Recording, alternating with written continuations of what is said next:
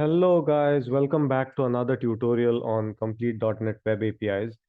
In the previous tutorial, we saw the authentication of the Web API using JWT tokens. Uh, that token which we created, the JSON Web Token, is basically called as AccessToken. And what we'll be looking at in today's tutorial is about something called as a refresh token. Okay, so I just asked Bard and GPT about the difference between access token and a refresh token. So to just give you a simple explanation, an access token is a credential that grants access to protected resources, typically issued by authorization server to a client application on behalf of the user. And access tokens are typically short-lived with a lifespan of about few minutes or hours. So if you see in our tutorial, we had kept a expiry time of about 1 hour to the access token. Now, the refresh token is a credential that can be used to obtain new access token, and it's typically long-lived. So it has a longer lifetime of about a week or a month, etc. Okay. So with refresh token, what happens is you can uh, even if your access token expires, and since the refresh token is long-lived, you can refresh and get a new access token with the help of the existing refresh token. So the way it works is a refresh token is nothing but a base64 string. It's not a JWT or a JSON Web Token. So basically, the process will be during login, we generate access token as well as refresh token. And the refresh token will be persisted in the database along with its expiry date, which is around a week. And then it will also be set as an HTTP only cookie and sent along with every request. Okay. So in case you are consuming the API for a client application, so you will generate the access token during your login. At the same time, the refresh token will be generated and sent along with each request. And since it has a longer expiry time, and say suppose you are still logged in more than about an hour, and after an hour, the access token will get expired. So in this case, you can use the refresh token and call refresh endpoint, which will then generate a new access token and a refresh token. So this is why refresh tokens are mostly used. Okay. So now let's go ahead and start creating the refresh tokens. So as we had left off in the previous tutorial, we had created a JWT token generator. So now, first of all, what we'll do is we'll go to application DTO, and let's create a DTO for our refresh token. Let me call it as refresh token. We name it as refresh token, and it will have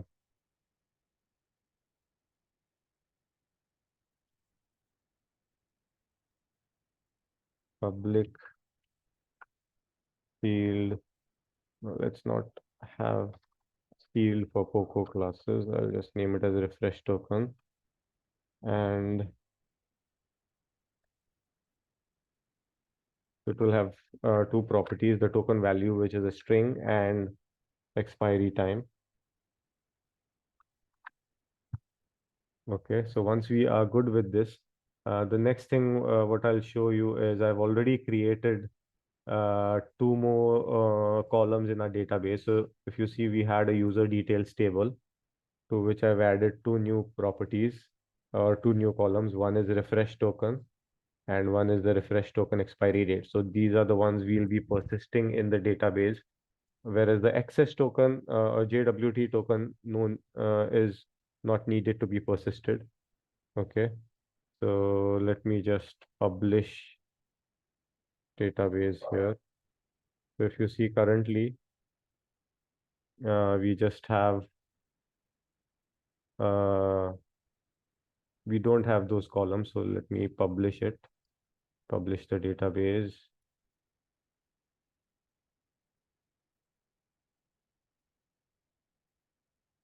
I'll load the profile, publish it.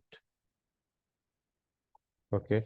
Now, till the time it gets published, what we'll do is uh, I'll be creating two new methods. One is generate refresh token and set refresh token as HTTP only cookie.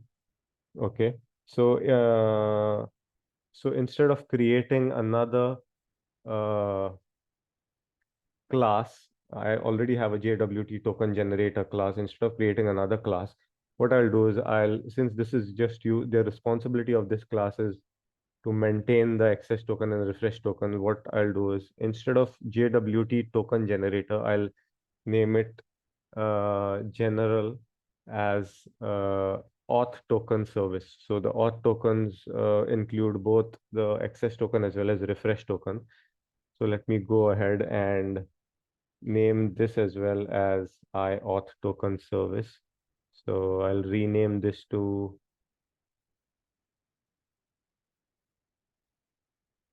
IAuth token service.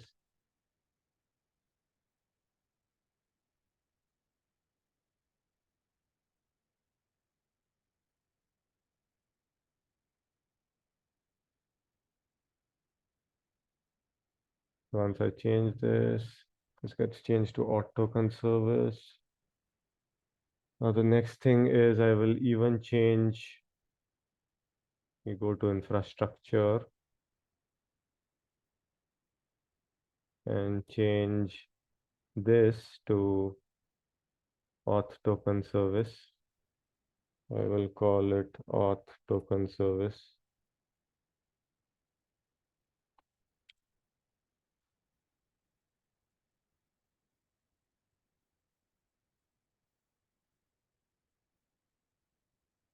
Okay. So now let's go to IAuth token service and I'll add another method. So let's call it refresh token.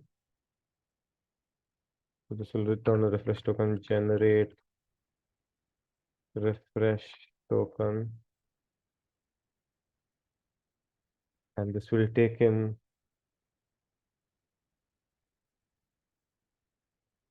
nothing. So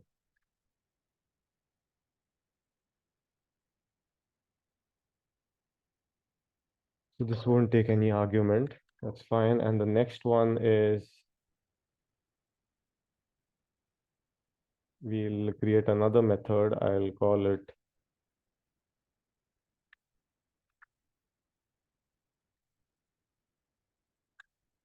set refresh token HTTP only cookie. And this one would take in the refresh token.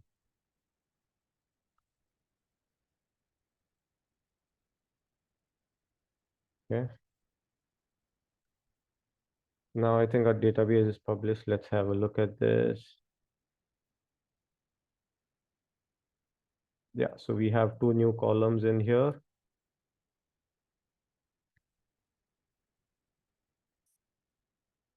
Yeah, so now since we have these two new methods, let's go ahead and implement them. Let's go to auth token service and we'll need to implement them. So first thing what I'll do is I will create the generate token class. I have to implement it. So let's go ahead and implement the interface. So we need two methods. One is generate refresh token and set refresh token as HTTP only cookie.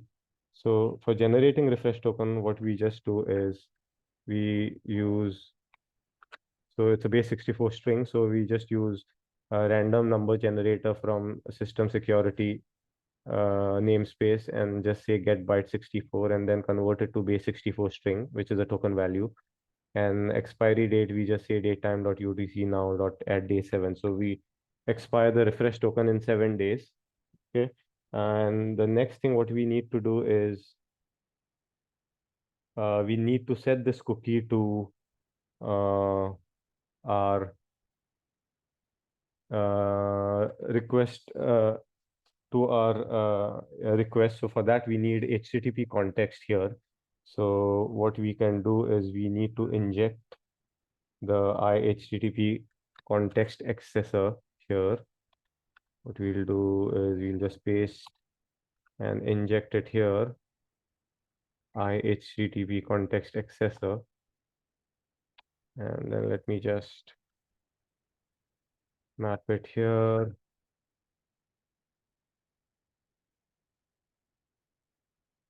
Okay, once this is done, then what we can do is we can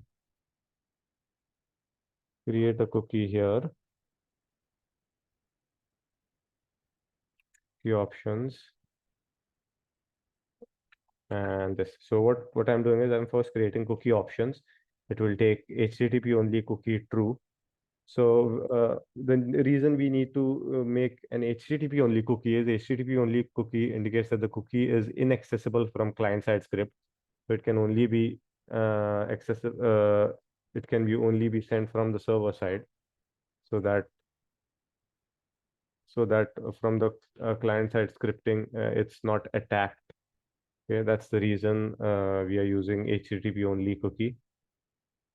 Now the next thing is I'm using the HTTP context accessor and getting the HTTP context. And once that's done, what I'm doing is HTTP context.response.cookies.append, and then I'm calling this as refresh token. So if you see the append method, it has a key and a value. So value is this, and let's specify the key. I think we don't have this key in global constants. So we'll just create a key here.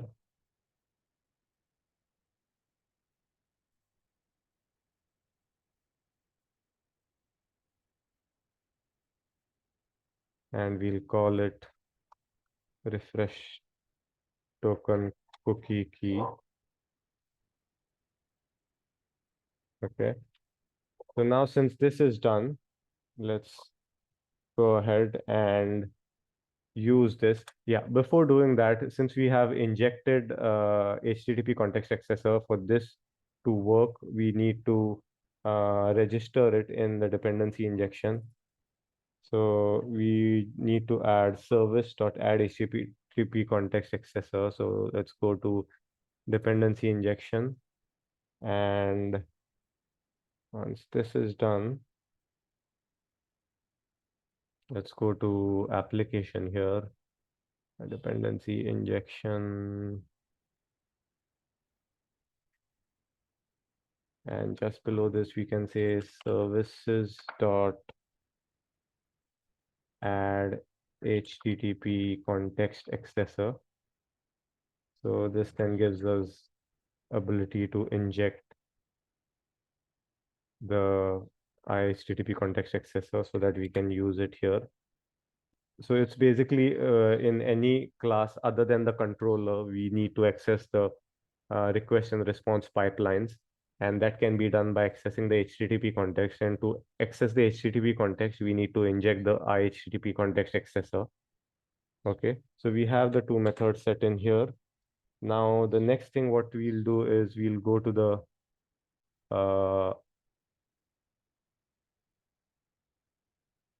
login user query handler. So let's go to login user query handler.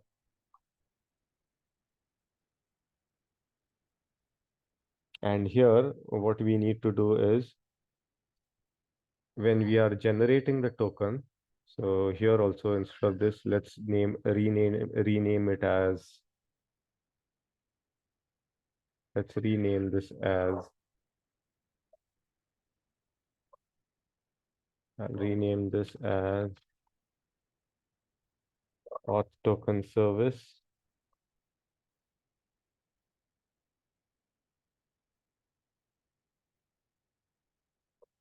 So let's rename this as auth token service. And this also we'll rename it as auth token service. Okay, so once that's done, what we need to now do is if the password and hash is verified, we are generating the access token. Along with this, we also need to generate the refresh token. Okay. So for that,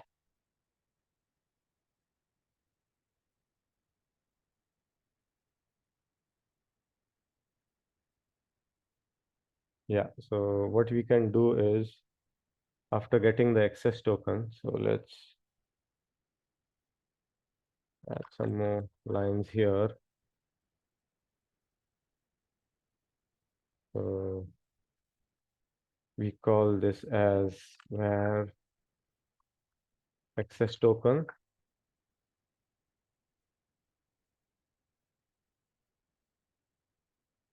We call this as access token, and then we'll call another method, and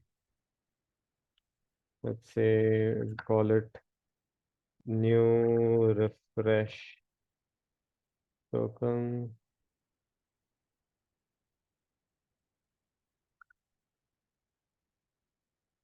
Or we'll just call it as refresh token.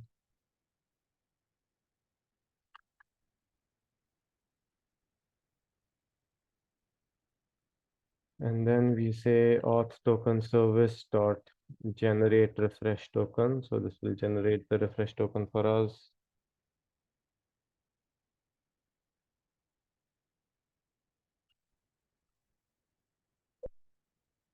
And after the refresh token is generated, we just set it to auth token service dot set refresh token as HTTP only cookie. And you see this is expecting the refresh token. So we pass in the refresh token here. Okay, once this is done, the next thing what we need to do is we need to persist this refresh token and the refresh token expiry date in the database. So for that, we need to update. So what we need to do is we need to use unit of work, begin transaction, and user.refresh token. So now, if you see, we are checking if the user exists here. But if you see, valid user response is a DTO which we had created. But in order to update, we need the actual model, which is the user. So instead of this, what we'll do is we'll directly use the model. So we'll directly use a model, and we no longer need the mapping as well here. So we can just remove this. And if you see, this is giving us the model, which can now be used to update.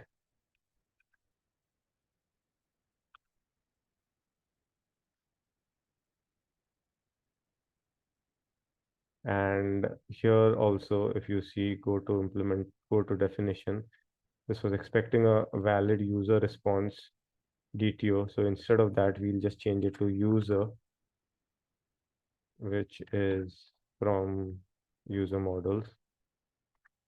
And same thing we can change in the auth service.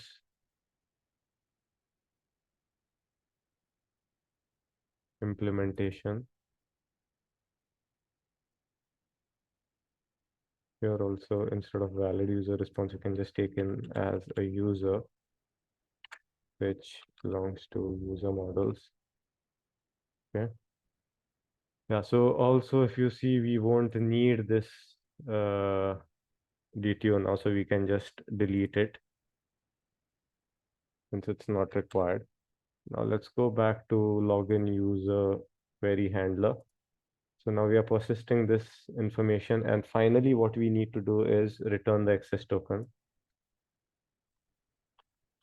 Return access token.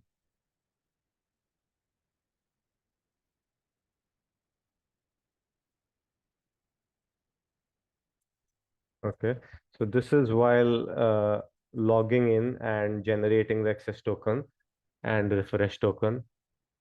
Now the next thing would be to create another endpoint. And for that, what we'll do is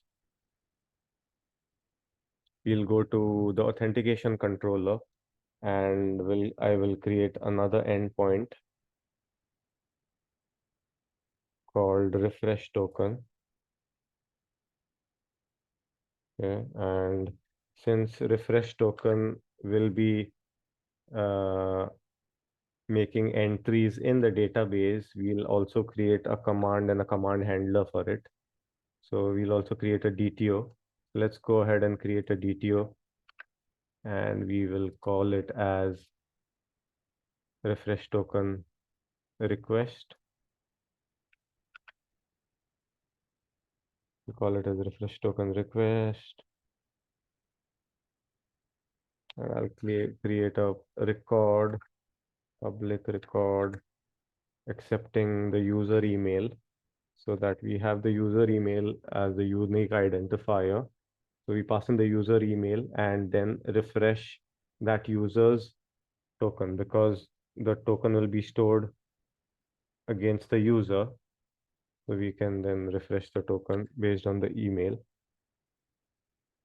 Now we have this. The next thing we'll create the command.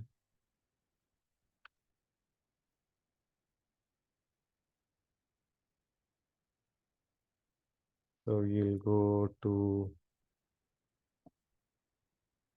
commands and we'll call it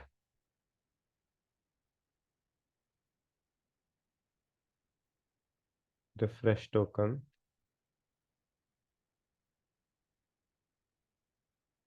I'll add a new folder called refresh token here and create a class. We'll name it as refresh token command. And again, I'll create a record here. Now this one will return a refresh token, and therefore I'll create a command. So I request and it will return error or of string. So a command is created. Now the next thing is we would need a refresh token command handler. So I'll create that as well.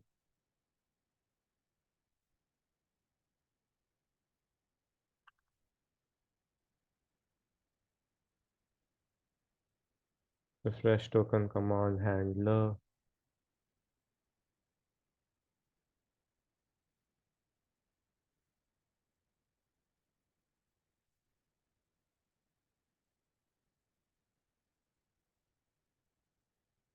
Now we'll just call it public field class this and inherit it from I request handler, which takes in refresh token command and returns error or of string.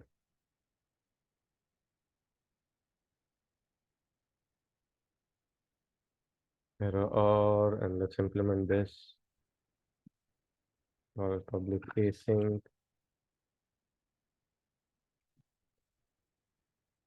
And what this would also need is auth token service and the HTTP context accessor as well. So we will just add these. Yeah, so it will need HTTP context accessor, the auth token service, and unit of work.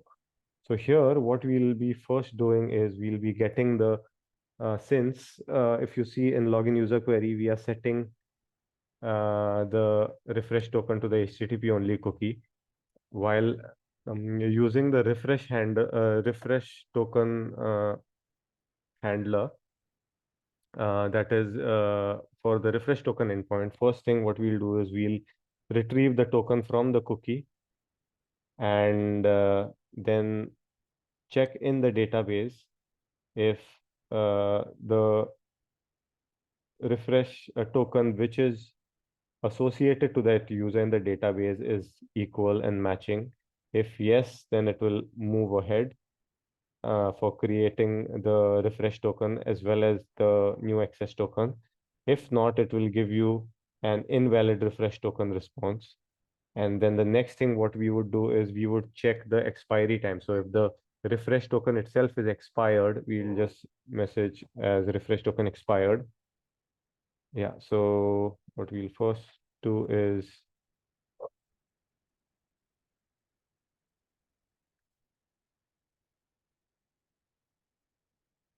this is how we retrieve the cookie.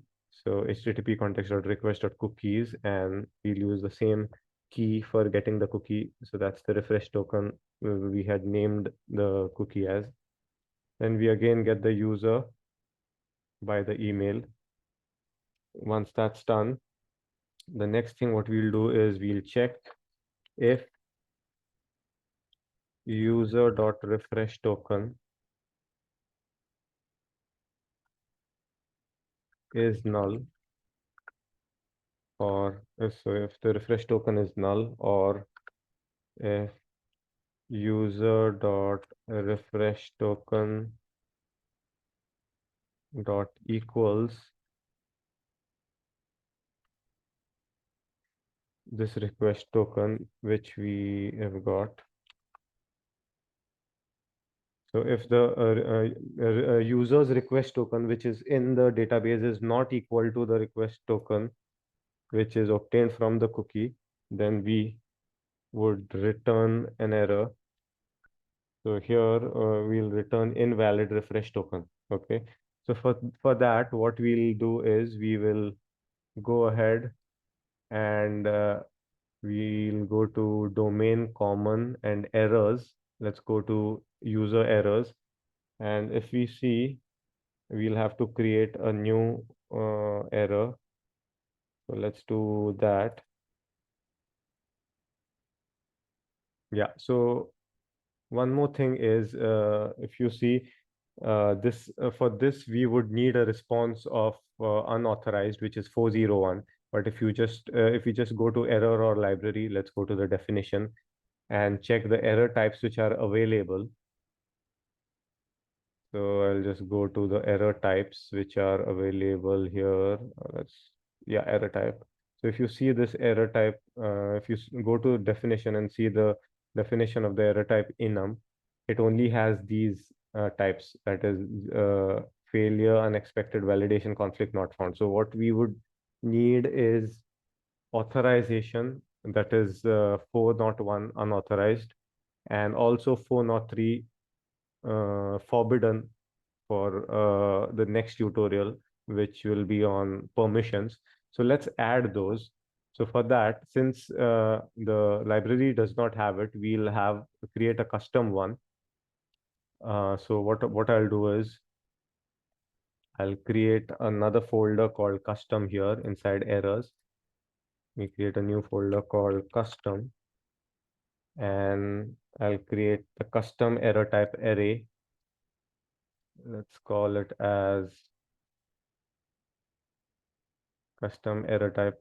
So this will be an enum. So let me call it as custom error type.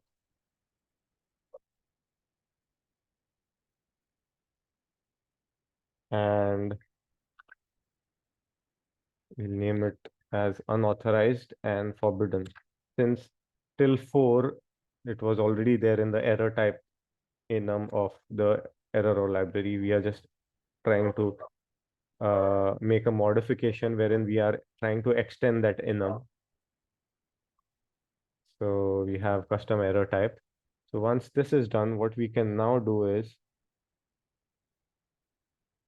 we can define our error. So for that, public static return error, I'll call this as invalid refresh token.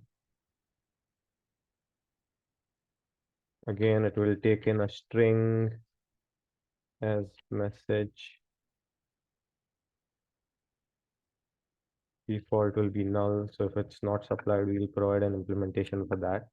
And error. But now what we'll choose is we'll choose the function custom. So we'll add a custom error there.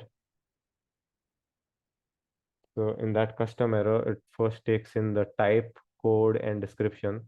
So the type will be custom error type dot unauthorized, but we need to convert it to int 32, and then I'll add a code. I'll name it accordingly as auth err usr 001, and then I'll check if the parameter is supplied. If not, I'll give a default message of a refresh token is invalid. Now, same thing we can do for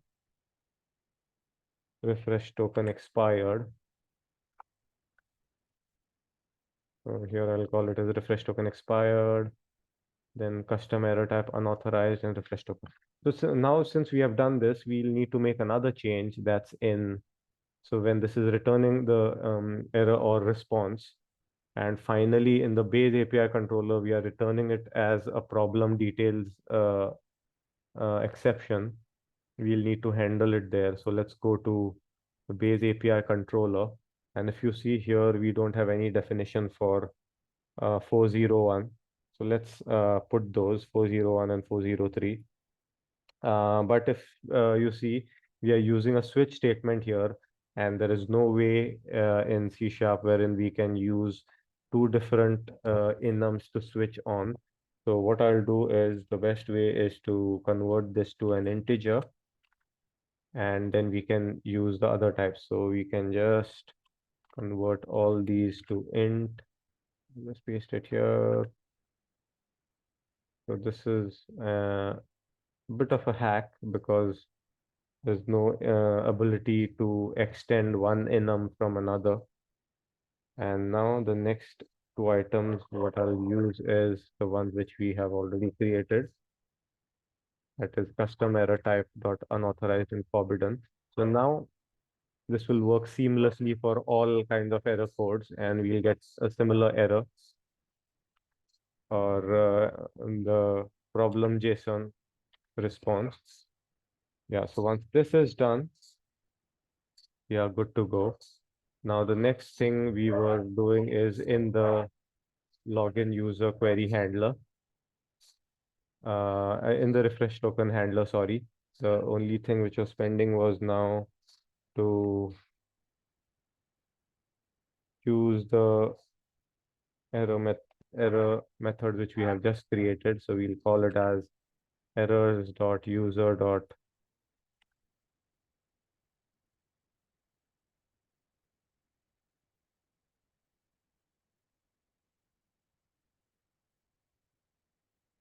we'll just call it errors.user.refreshToken. Let's see what we've called it here. Errors dot okay, invalid. That's the which we have done.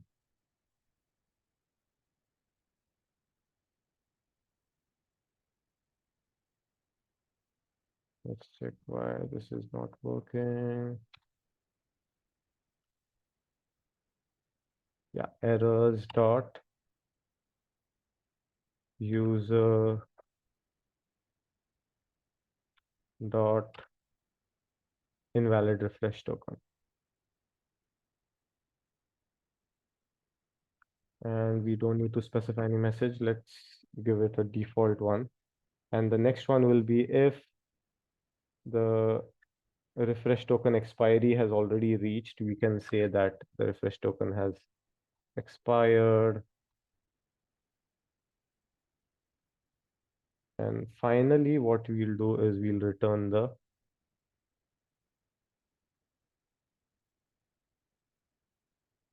Finally, what we have to do is we have to repeat the entire process which we had done during login. So we generate the access token, we generate the refresh token, do all this, and finally we return the access token. So if you see what's currently happening here is we have a kind of duplication of the code.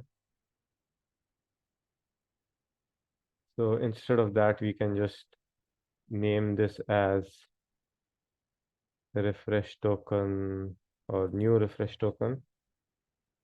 We'll just call it as new refresh token.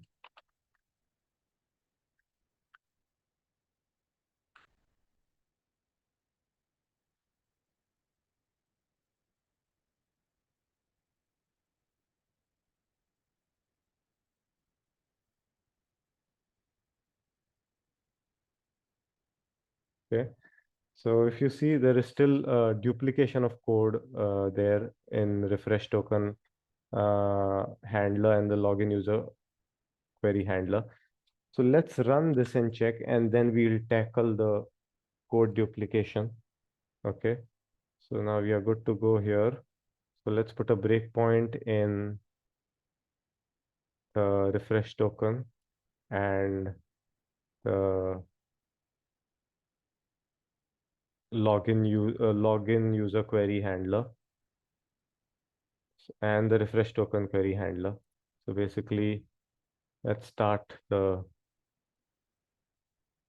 API now. Let's see if there are any errors.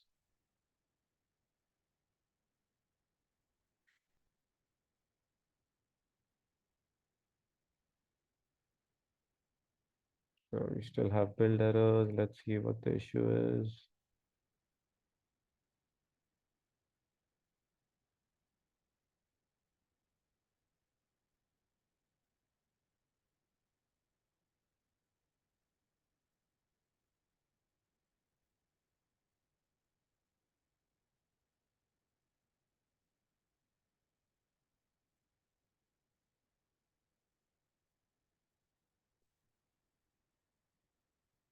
Let's see what the issue is all about. Let's say clean and build it again.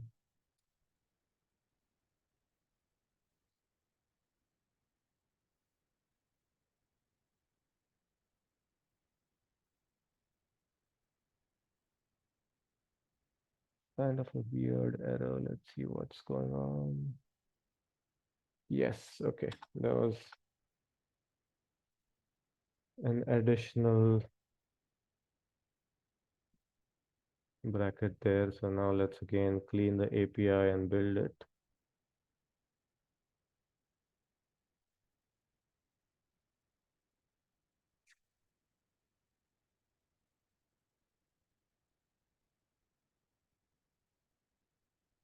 Yeah, so now we are good to go. Let's start the API.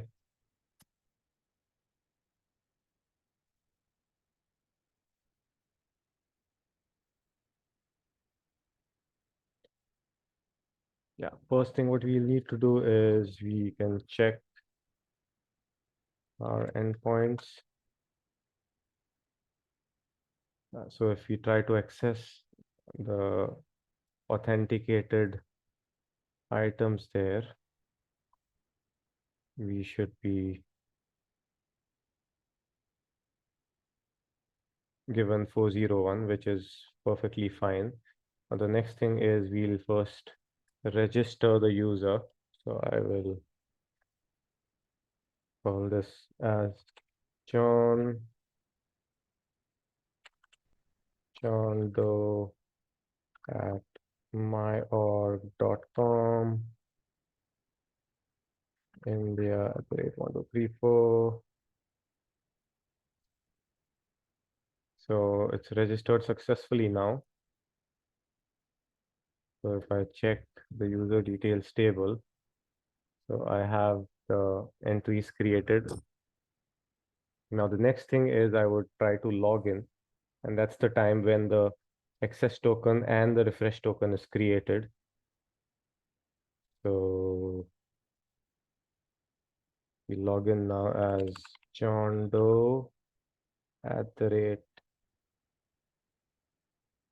@myorg.com, India @1234. So now if we see the breakpoint is hit, first it will verify using bcrypt. Will generate the JWT token. Once that's done, it will generate the refresh token with its expiry date, and then it will set the refresh token to the cookie, and finally it will go ahead and update the user details, and then finally return the access token. Okay, so once we get the access token, we can just put it in the authorize.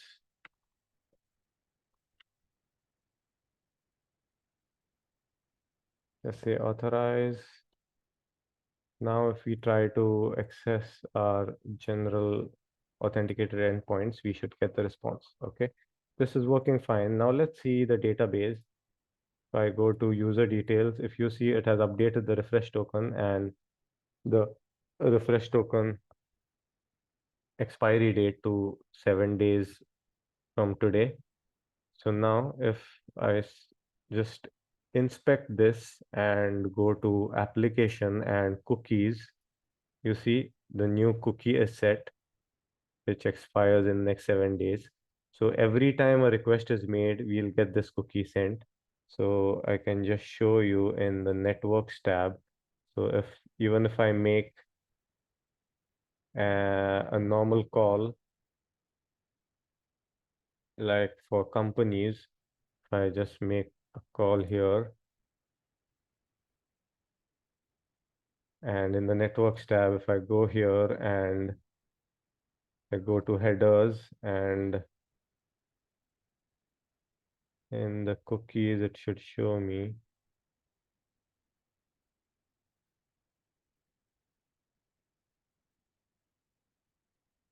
Let's check response.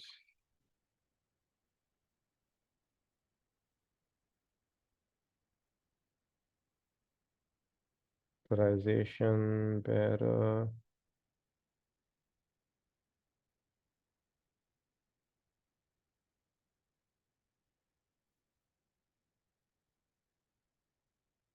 With every request, it is sending the cookies.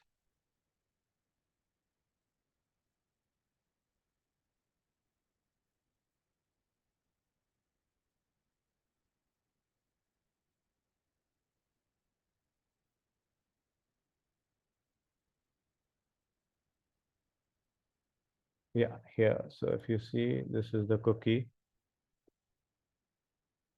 So with every request, the cookie is sent. So now the next thing is, if you want to refresh the token, I will send the email. So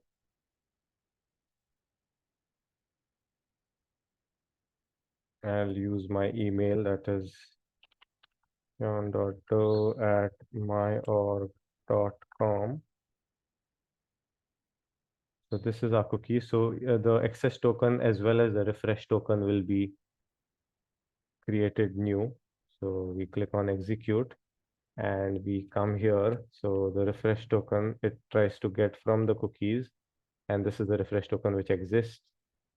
Then it checks if the request token, the refresh token is valid. Yes, it is. And then it goes ahead and tries to create a new one and updates the new one in the database. Okay. So we get the new access token, and if we come here, if you see now the refresh token is changed to VG. Now if we try to inspect this, we should get a new cookie. Yeah, so this is the new cookie. So now every time you make the refresh token request, say for example, if this token is invalid, so I'll just remove this. What we would get is it will come here, but the refresh token would be invalid, so it would give us the invalid refresh token response. And you see the response now. It is giving us the problem JSON. And though we didn't have unauthorized 401 in error or library, we made a custom implementation for it, and the response looks similar. So if we just use the URL provided by problem details, it should point us to the exact error, which is unauthorized, okay, as per the RFC standards. And it says refresh token is invalid. So in case a refresh token is invalid and the next one is refresh token expired, so let's test that as well. So I'll bring this back. This was VG, I guess, right? So it is VG. So I'll just add the V here so that we have a valid refresh token. But now let's go ahead and change this expiry date. So I'll just update the expiry date to a previous date. Okay. So now if you see, the expiry date is previous date. So the token is already expired. So now if we run the refresh token endpoint again, it should come here, but the expiry time is already passed. So it's already expired. So it should give us this one. It is refresh token expired, and you see the response. It again says unauthorized 401, and its refresh token has expired. And the auth code is again auth ERR USR002. Okay. So our refresh token implementation is working perfectly fine. The only thing which is now pending is we had a code duplication here. So let's get rid of that as well. So for that, what we will do is we will have, we'll just go to the AccessToken service. And if you see this is a repetitive code, we can just call it as do token creation. And let's go to auth token service.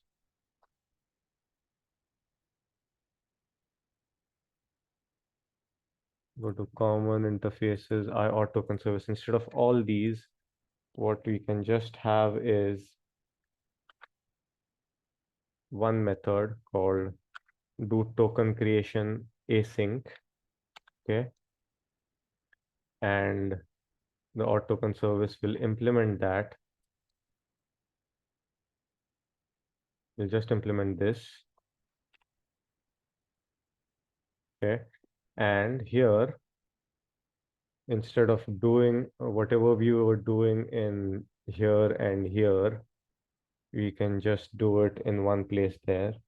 So we go to auth token service.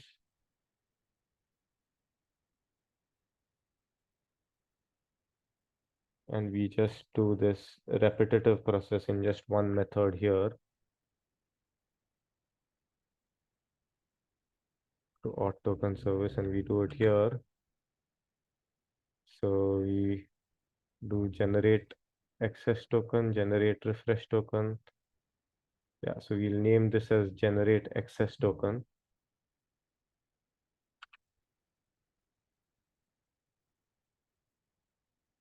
Then unit of work. So we can inject unit of work here.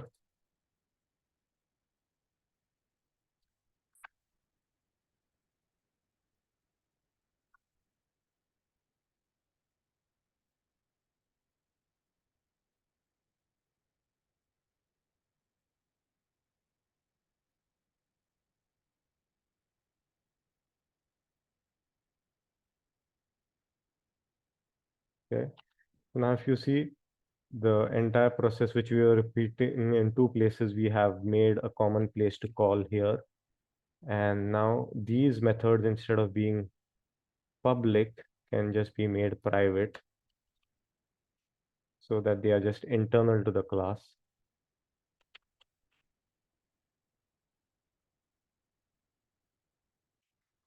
Because it's the same process. So every time we are generating a token, access token, we are also generating a refresh token, and we are also persisting the refresh token in the database. So that entire process is moved here. And that's the reason why these methods are no longer public, but just private and just belonging to this class. So we are good enough here. And now we come here and we replace the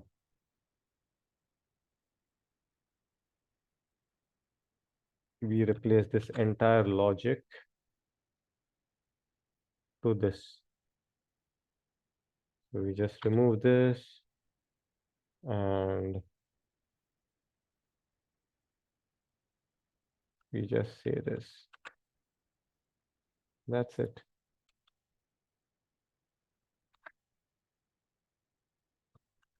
And the same thing we can do for request handler. And just remove this entire thing and just paste it or replace it with this one. So you see the entire code duplication is now reduced. So there's only one point of change for that. That is whatever you have to do is you have to make changes in this method and then it can be referenced in two places. That's the way you can just reduce code duplication. So now let's check if our application is working fine.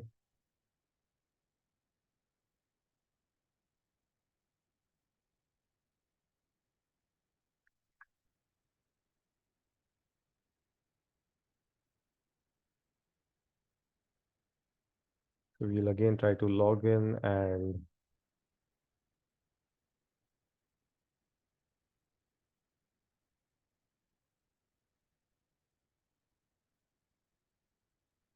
try to create a new access token, a new refresh token.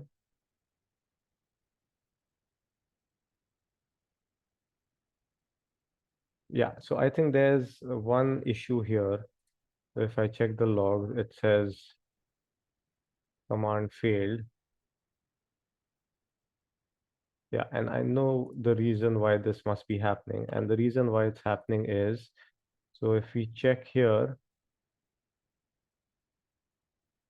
that is in the auth token service, we have injected unit of work and which is dependency injected as scoped. And if we see auth token service, it is injected as singleton. So we might need to make a change there. So let's go to infrastructure.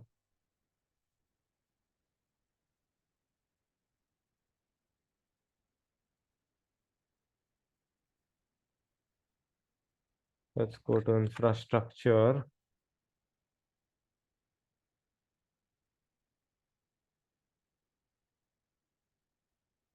Dependency injection. And since this is singleton and we have our unit of work, which is injected as scoped, that won't work. So we'll change this to scoped. So that was what the error was all about. Let's see. So if you see the error, it was saying command failed. And the exact exception was the descriptor service type. To see if you see I token service lifetime is singleton, but for I unit of work, it was scope. So now hopefully it should work. And let's implement this again.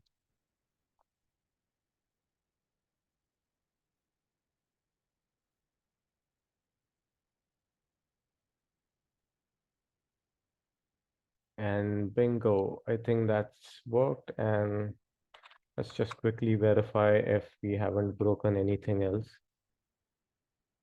So let's just have a look at the database. We'll generate a new access token and a refresh token. Let's try to log in.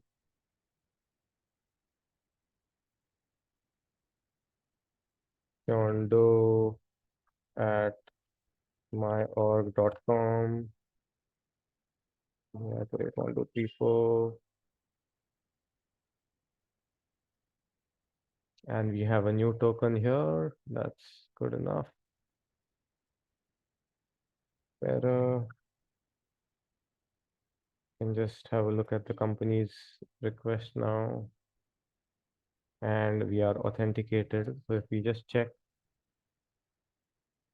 application for cookies now, we have a new cookie, which is C89RA. If we just check in the database as well, it should be the same one, yes. And we can also try to refresh the token.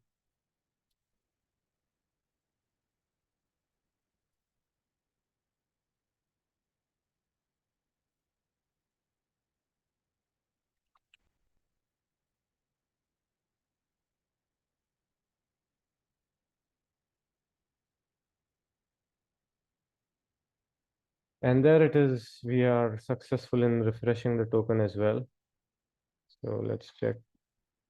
Yes. And if we just inspect and check the cookies, it's the new one. Yeah. So this was all about refresh tokens. Uh, in the next tutorial, we'll have a look at permissions or authorization in the API. And that would hopefully be the last session for authentication and authorization of APIs. And that's it from me today. Bye-bye.